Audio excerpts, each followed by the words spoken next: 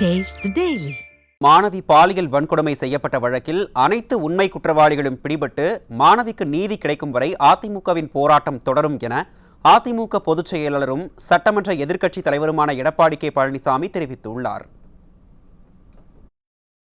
அதிமுக பொதுச் செயலாளரும் சட்டமன்ற எதிர்க்கட்சித் தலைவருமான எடப்பாடி கே பழனிசாமி வெளியிட்டுள்ள செய்திக்குறிப்பில், அண்ணா பல்கலைக்கழக வளாக பாலியல் வன்கொடுமையில் பாதிக்கப்பட்ட மாணவிக்கு நீதி வேண்டியும் தமிழ்நாட்டில் தொடர்ந்து சிறுமிகள், கல்லூரி மாணவிகள், பெண்கள் பாதுகாப்பை கேள்விக்குறி ஆக்கியுள்ள ஸ்டாலின் மாடல் அரசை கண்டித்தும் அதிமுக சார்பில் தமிழ்நாடு முழுவதும் மாபெரும் கண்டன ஆர்ப்பாட்டம் நடைபெற்றது என குறிப்பிட்டுள்ளார்.